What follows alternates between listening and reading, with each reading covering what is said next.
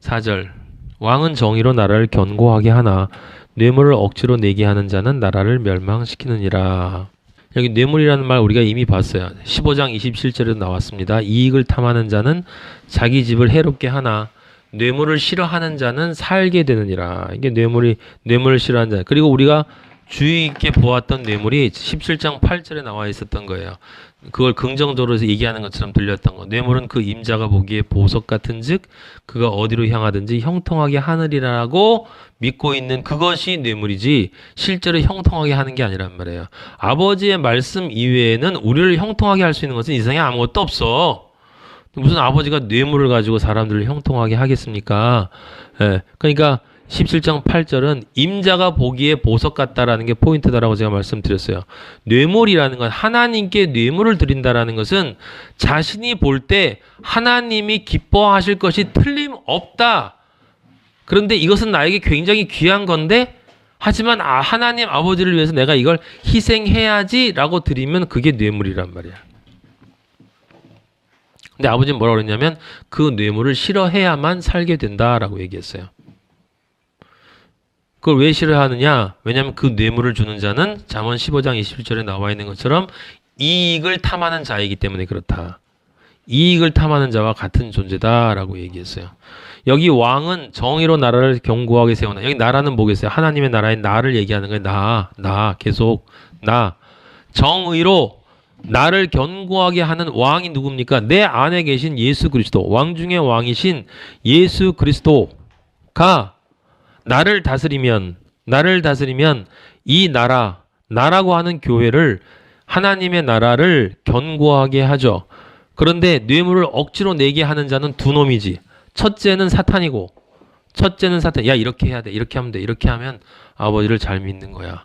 그렇게 가르쳐 놓어. 그렇게 하는 거짓 선지자. 그 쌍으로 도는 그 적그리스도와 사탄과 그 거짓 선지자들 이 거짓 삶이 이 뇌물을 내게 억지로 내게 하는 자고 그는 당연히 나라라고 여기 나와 있는 바로 나의 영혼을 아버지가 준비하신 불못으로 가게 만든다라고 하는 거예요. 왜? 거짓 선지자는 반드시 너희들이 정금이 되어야 된다. 정금이 된다라는 것은 정금처럼 화려하게 된다는 뜻이 아니라 엄청나게 많이 깨지고 깨져야 된다는 뜻인데 깨질 준비는 되어 있지 않고 반짝거리는 것에만 관심이 있나 이 말이에요. 그게 바로 거짓 선지자의 이야기고 그렇게 정금이 되기 위해서 자신을 하나님의 거룩한 산 제사로 드리라고 아버지가 말씀하시는데 산 제사로 드리는 것은 드리지 않고 대신 나중에 정금에만 관심이 있다 이 말이에요. 그래서 정금에만 관심이 있기 때문에 나를 산 제사로 드리긴 싫고 그러면 어떻게 하겠어? 정금을 좋아하니까 산 제사로 드리는 것만 빼고 다른 것을 하겠지. 자기가 볼 때 보석같이 좋은 방법으로 하나님 아버지를 섬기려고 한다 이 말이에요. 그렇게 해서 교회에서 무슨 그 가출한 청소년을 돕는 세우고 무슨 동네 사람들 도서관 세우고 온갖 짓들을 다 해 하여튼 교회에서. 세상으로부터 존경받는 교회가 되려고 한다고. 성경에 어디 세상으로부터 존경받는 교회가 되라고 아버지가 이야기를 했어요. 세상에 존경받지 못한다고 해요. 절대로. 아버지가 원하는 것 대신 드리는 거예요. 정확하게 말하면 뇌물이라고 하는 것은 여러분 분명히 기억하세요. 내 자신의 삶, 내 영혼 육이 십자가의 길을 가서 그 갈라디아서에서 믿음으로 약속한 십자가 위에서 예수 그리스도와 함께 죽었다라는 그 나의 삶이 그렇게 되어지지 않는 그리스도인의 모든 것들은 다 나머지는 뇌물이야, 뇌물. 그러면서 믿는다고 한다면 그게 뇌물이란 말이에요. 그것이 되어지면 다른 것들이 뇌물이 되진 않겠지. 왜냐하면 아버지를 향한 온전한 마음이 있으니까 다른 것들도 다 아름다워지겠죠. 여러분들 우리가 온전히 그리스도를 믿고 불쌍한 사람에게 밥 한 그릇 대접하면 참 좋은 것 아니겠습니까? 그게 뭐가 나쁜 거예요? 좋은 거죠. 근데 정말 포기할 수 없는 것을 그건 잊어버리고 그것만 딱 잊어버리고 나머지 포기할 수밖에 없는 것들만 관심이 있으니까 그러니까 결국은 아버지도 우리를 포기할 수밖에 없는 거다 이 말이에요. 5절 이웃에게 아첨하는 것은 그의 발 앞에 그물을 치는 것이니라. 여기 이웃에게 아첨한다. 정확하게 같은 말이잖아. 뇌물을 억지로 내게 하는 게 바로 뭐냐면 이웃에게 아첨하는 거야. 그 거짓 선지자는 항상 이웃에게 아첨해요. 뭐라고 아첨하냐면 너는 괜찮은 사람이야. 하나님이 사랑하는 사람이야. 너는 구원받을 수 있어. 이렇게만 하면 돼. 교회 열심히 나가. 뭘 하고 뭘 해. 그러면 하나님이 너를 구원해 주실 거야. 라고 그게 보증 쓰는 거라고 그랬죠. 보증 쓰는 그 사람에게 보증 쓰고 돌아서서 하나님 아버지 이 사람 내가 보증 서요. 이 사람 그리스도인 맞아요. 아버지 내가 보증 쓸게요. 네가 뭔데 보증 서 이 더러운 놈아. 아버지 나중에 그렇게 얘기하실 거예요. 예. 보증 쓴 놈이나 보증 당한 놈이나 같이 갈 곳은 뻔한 곳이기 때문에. 근데 우리가 이런 이야기를 하는 이 모든 것 잠언에 나와 있는 게 다 정말 심각한 얘기들이잖아요. 정말 심각한 얘기들인데 정말 심각한 이야기로 잠언을 읽는 사람이 거의 없다라는 게 문제야. 잠언에 나와 있는 이 이야기들이 세상에 있는 교회 사람들 얘기하는 게 아니야. 지금 우리가 읽고 있죠. 바로 우리에 대한 이야기지. 우리에 대한 이야기. 이웃에게 아첨한다는 것도 내가 내 자신에게 얘기할 수 있는 거예요. 내 옛자가 내 새 자아에게 야 그 정도는 괜찮아. 네 마음이면 됐지. 마음만 믿으면 됐지. 아이 조금 뭐 야 사람이 살다 보면 이럴 수도 있고 저럴 수도 있고 그럴 수 있는 거지. 그래도 구원 받아. 너는 믿음은 확실하잖아. 흔들리지 않잖아. 너 그리스도인 맞잖아. 넌 마하나임의 일원이잖아. 그래 걱정하지 마. 조금 이렇게 하는 거 그럴 수도 있어. 이렇게 얘기하는 그게 이웃에게 아첨하는 거야. 내 안에 있는 옛자가 내 안에 있는 새 자에게 아첨한다니까. 그러면서 자꾸 끌어내린다니까. 그게 바로 뭐냐면 그의 발 앞에 그물을 치는 것이다. 여기 그의라는 말이 이게 좀 애매모호하니까 두 가지가 될 수 있겠죠. 아첨하는 놈의 발 앞에라는 말도 될 수 있고 아첨 당하는 놈의 발 앞에야. 그런데 결국은 똑같아. 나쁜 놈이 자기 발 앞에다 그물을 쳐놓고 얘야 일로 와서 좀 빠져봐. 그물에 좀 들어가봐. 올무에 좀 걸려봐 하는 거나 그놈이 상대방 앞에다가 그물을 치고서 야 좀 넘어져 좀 그렇게 하는 거나 이걸 그의라는 말을 이렇게 들으나 저렇게 들으나 결국은 같아요. 무슨 뜻이냐면 멸망으로 이끌어 가려고 하는 거다. 그게 이게 미워하는 거라고 아버지가 이야기를 했잖아요. 믿지 않는 자들은 우리를 미워한다니까. 그래서 어떻게든지 걸려 넘어지기를 바란다 이런 얘기예요. 그럼 결과는 어때요? 그리스도인이 아닌 기독교인은 100% 걸려들어. 100% 걸려들어요. 예, 그리고 그렇게 해서 이웃에게 아첨하는 내 안에 있는 옛자의 소리를 잘 듣고서 나는 원래는 잘 믿으니까 괜찮아. 이 정도는 해도 돼. 라고 하면서 그쪽으로 자꾸 간다니까. 그 그물을 친 그곳에 걸려드는 것이기 때문에 바로 6절에 뭐라는 단어가 나오고 올무란 단어가 나오거든. 올무란 단어. 올무에 걸리는 거예요. 스스로 올무에 걸리는 거예요. 근데 그리스도인은 이웃이 아첨하는 것이 아첨이라는 것을 알거든. 내가 약해서 너의 아첨에 내가 한두 번 정도는 걸려 넘어질 수 있지만 하지만 네가 쳐놓은 그물에 완전히 빠져서 나는 허우적거리지는 않을 거야 임마 라고 대적을 한다 이 말이에요. 예, 그래서 나를 쳐서 복종시킨다라는 말이 그 말이지. 예? 예수님 뭐라고 했어요? 실제 사탄은 늘 그렇게 한단 말이에요. 마태복음 16장 22절 베드로가 예수를 붙들고 항변하여 이르되 주여 그리 마옵소서 이 일이 결코 죽게 미치지 아니하.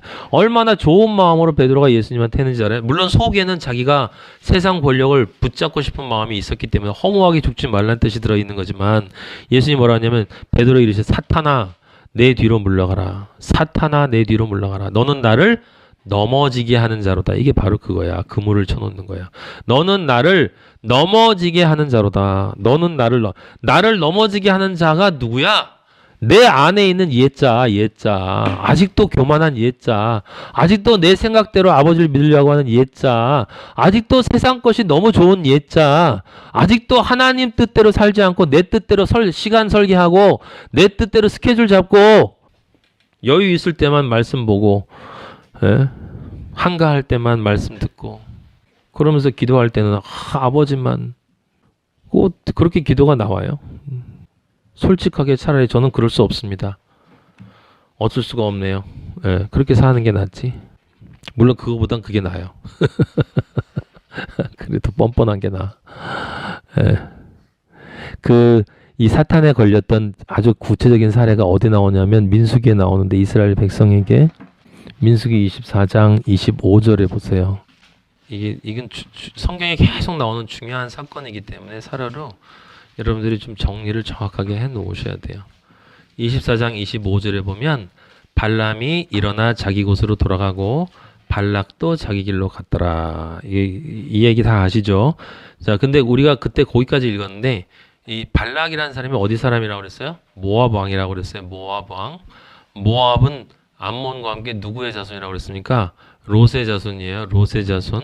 근데 롯의 자손이기 때문에 아브라함의 동생이니까 그래서 하나님 아버지가 이 발락의 모압의 땅은 하나님 아버지가 이스라엘에 주지 않았다라고 얘기했단 말이에요. 그래 뒷부분에 나오면 뒷부분에 들어가서 이 이스라엘 사람들이 전부 이 발락과 함께 연합했던 자들을 다 쳐 죽이는데 그 쳐 죽인 곳은 모압이 아니라 미디안이에요. 미디안.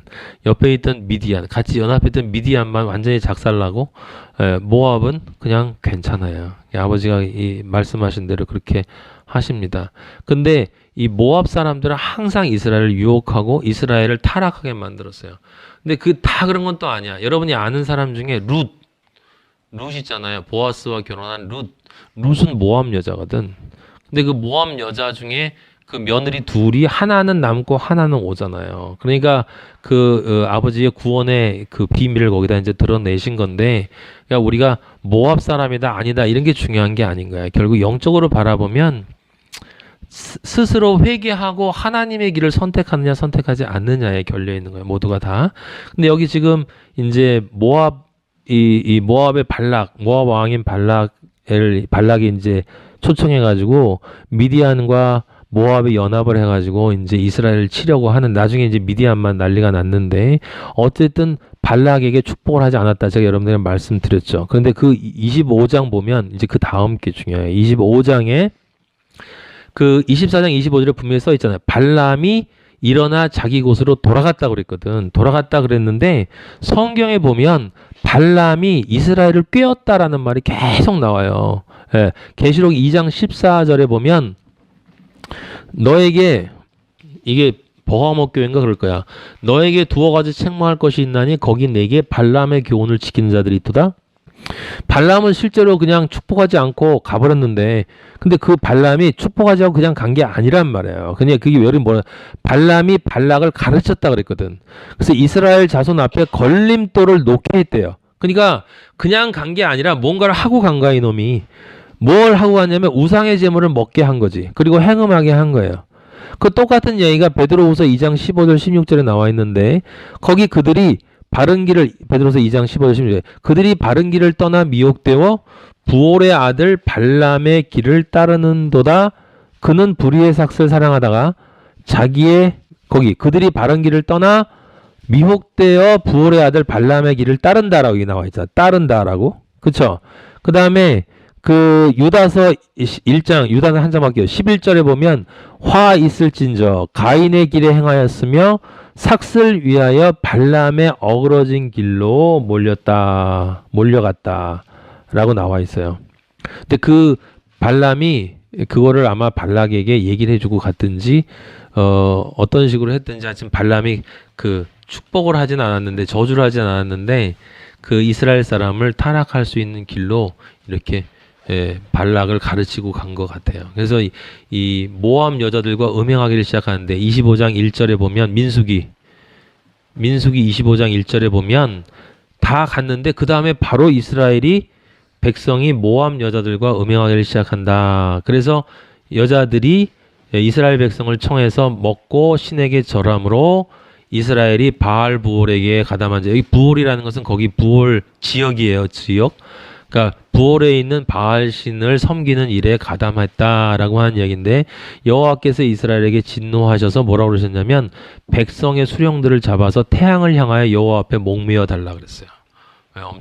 엄청나게 예수님이 아버지가 진노하셨는데 그래야 여호와 이스라엘 진노가 떠나리라 라고 얘기했습니다. 그 다음에 그래서 모세가 가담한 사람들을 죽이라 했어요.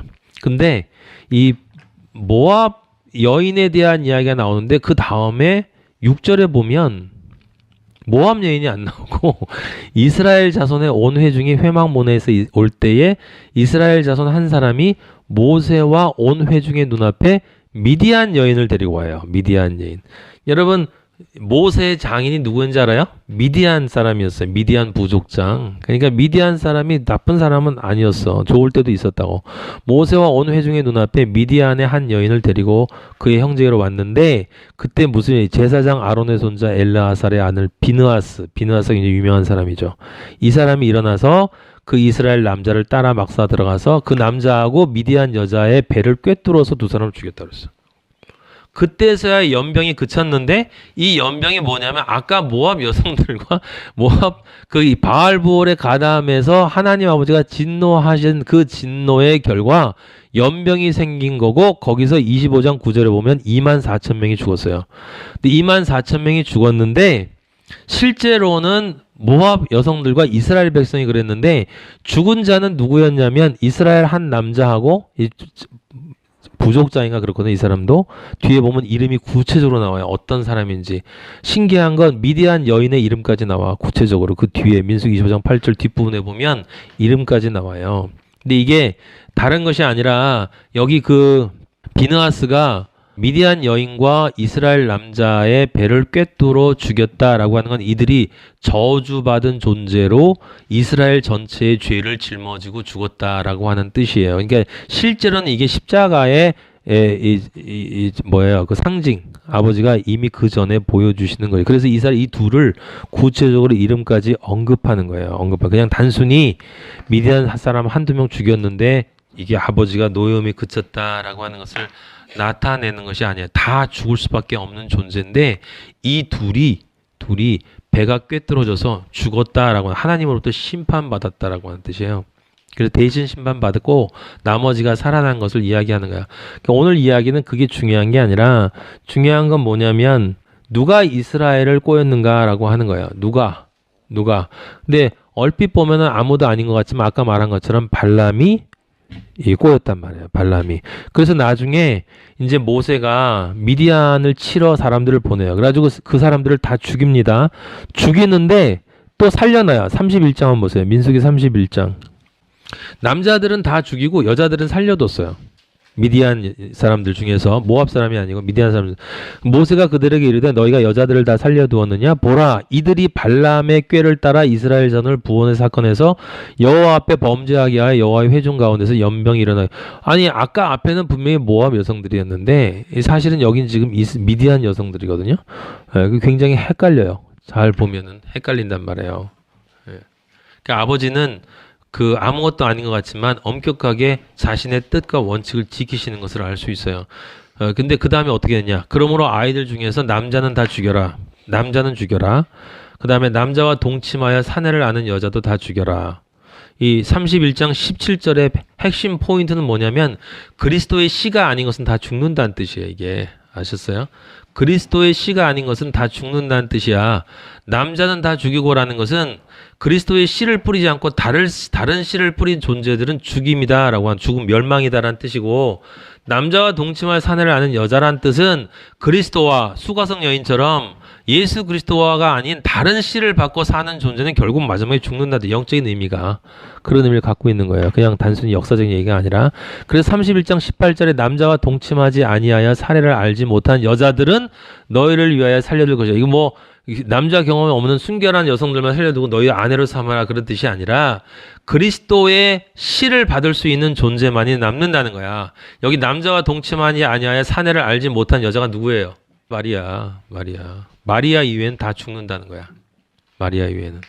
성경은 다 같은 얘기를 하고 있는 거예요. 나중에 기회가 있을 때는 모르겠지만 레위기와 민수기를 그 나와 있는 수많은 그 율법들을 영적으로 해석하면 너무 참 재밌어요. 이게 맞아떨어지는 게 정말 신기하기도 하고 어쨌든 아버지가 지금 여기 우리가 읽은 그 5절 이웃에 아첨하는 것은 그의 발 앞에 그물을 치는 것이니라. 여기 그물에 걸린단 말이에요. 그리스도인들도 걸리죠. 이게 이스라엘 사람처럼 이게 걸린단 말이에요. 걸려서 24,000명이 죽었다라는 말은 다른 것이 아니라 우리 그리스도 여러분들이 그리스도인이 맞다면 그리고 그리스도인이 맞는데 내 안에 있는 옛자 사탄이 사주한 옛자의 악한 영의 말을 따라서 세상으로 가게 되면 그만큼 뭐가 있다는 거야? 고통이 있다는 거야. 고통. 아버지가 구원은 다시 해주시는데 나중에 돌아오게 만들긴 만들어주시지만 제 인생을 보면 정확히 맞아요. 다 만들지만 하지만 그리스도인의 성령이 안에 있는 사람은 고통을 겪을 수밖에 없고 그 다음에 그것에 그 아버지로부터 오는 징계를 받을 수밖에 없다라고 하는 거죠. 그러면 우리는 어떻게 해야 되냐 이 말이에요. 고린도전서 10장 12절. 고린도전서 10장 12절. 그런즉 선줄로 생각하는 자는 넘어질까 조심하라. 이게 무슨 말이에요? 넘어질까 조심하면 안 넘어진다? 아니야. 너희 100% 넘어진다는 뜻이야. 그런 뜻이에요. 선줄로 생각하는 자는 넘어질까 조심하라는 말은 너희는 100% 넘어지는데 그때 넘어졌을 때 이 말씀을 생각하고 아 내가 넘어졌다라는 것 깨닫고 회개하고 돌아오라는 뜻이야. 그래야 그 다음에 같은 문제로 넘어지지 않을 수 있다라고 하는 뜻이에요. 고린도전서 그 앞에 9장 25절 보세요.